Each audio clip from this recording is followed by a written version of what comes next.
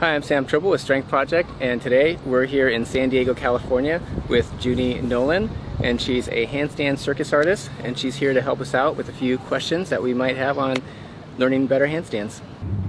So Junie, your handstands are amazing, and a lot of people have questions out there about doing handstands, but before we get into some of that, can you tell me a little bit about your circus training and your handstand training?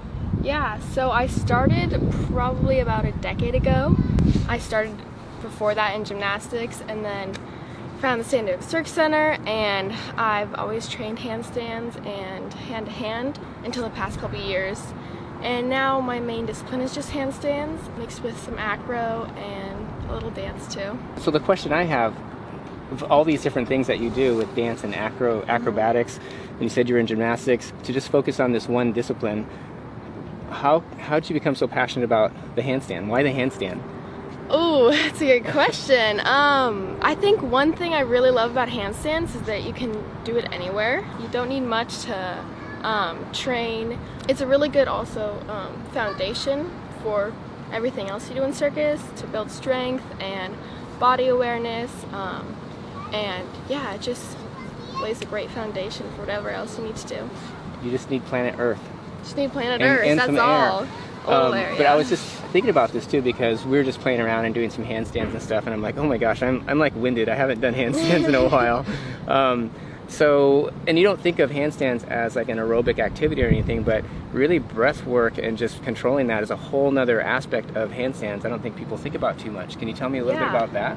Yeah, I think it's something that I have had to work on through my whole training, and something that a lot of my coaches have helped me learn, and using exercises of like using short breaths instead of trying to take deep breaths, because I've found that does not work. And I think honestly talking in handstands and trying to have a conversation is a great practice. Talking in your handstands is a good practice to do that? Yeah, or like counting to 10. I remember one of my old coaches would have us like do the whole alphabet when we were doing handstands. How old was this coach? Was he as old as me? No, I'm just kidding. I mean... No, go on. He had you do handstands and count to 10? Yeah, count to 10, or, you know, sing the whole alphabet. And sing it or just say it? I guess it depends on the person. I mean, I like to sing it, but... Oh, I'd like to kind of hear that. What would you suggest for someone that's just learning handstands, and maybe they can only kick to a handstand against the wall? I mean, is it too early to think about breath training and that type of thing? Or I think the breath training is always something you should keep in mind, because I mean, you need it for everything you're going to be doing, and even for practicing handstands on the wall, it's great to keep that in mind. And yeah, I think on the wall is a great place to start. It helps build strength, which is I think the first thing that people struggle with, and also it just takes a lot of time to like get comfortable upside down for some people that have never really spent time upside down.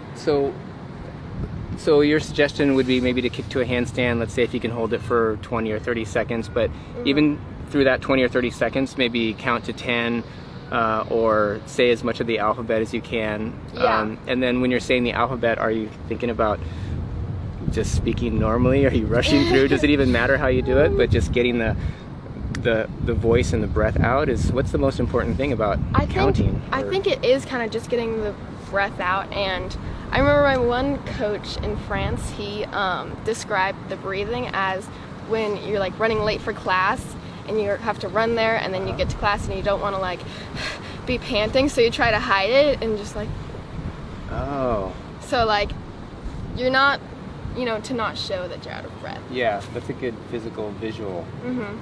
And then as far as for a beginner just learning handstands, what do you think a good place just to start with? Like for specific exercises? I think that too, but let's just say I just walked up and saw you on the street and I said, oh my gosh, that's really cool. I always wanted to be able to do a handstand, but I've never even worked them. Like, I have no gymnastics. What do I do? Where should I start? What can you tell me? How do I get there? I think it starts with especially like training your wrists and mobility, and doing like, you know, exercises to strengthen them, because... Can you show us a few? Yeah. And I would say it's probably just in like on fours, lifting your wrists down. And there are a lot of progressions for this, I think.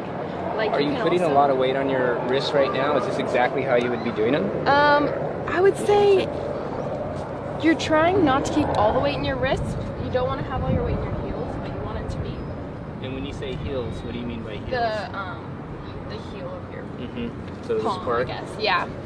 And so you want to try to keep it like where your knuckles or your right there. And another one for this is like coming up to this position and keeping your fingers a little bent so they're not locking out. But that's a good one, and can shift the weight depending on how much how difficult it is for you. So let me back up a little bit.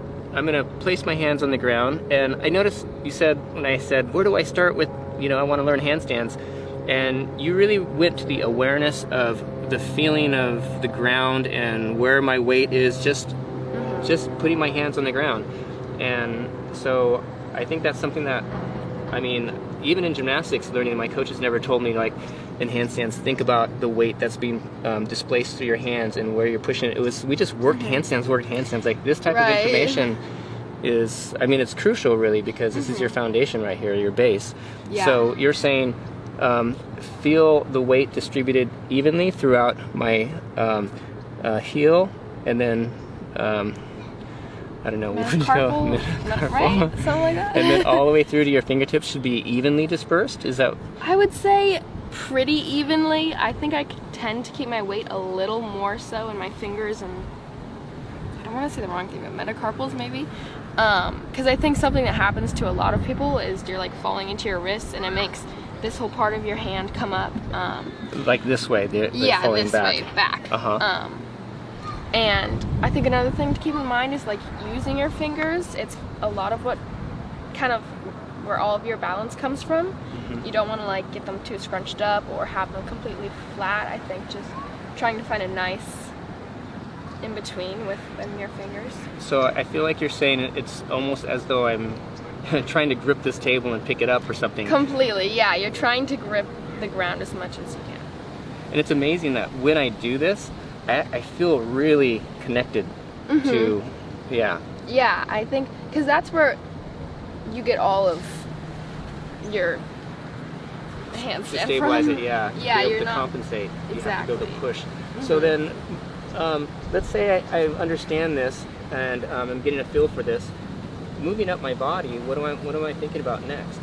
I would say elbows are kind of the next thing you hit. Some people like me have I forget what these Like called, hyperextended? but yeah, hyperextended. So I think it's something you have to like learn to deal with, and I've heard different things about what you should do to compensate. Some people say micro bend, but I think that can be difficult when you get up to like higher skills and It's stuff. a long time to be not locked out. Exactly, and it also like messes up your balance. So, but yeah, definitely keeping your elbows straight. And after that, I guess it's shoulders, which And when you say straight, straight, and I would say like rolling in. Yeah, rolling and in. I think it comes from like pushing up. And when we say roll in, it's kind of confusing because when we do this and roll in, it rolls actually in so far it's facing almost out. Yeah. But it's almost like rolling the elbows inwards. Yeah, I think once they start to roll out, that's also when you can kind of fall into your heels. So I'm really thinking about gripping the ground, distributing the weight evenly across my fingertips, and really rolling my elbows in. Yeah, for sure. Great. That's a great place to start. So once I feel that, then what? Am I ready to kick to a handstand against ready. the wall? Yeah. I can just go for it. That sounds awesome.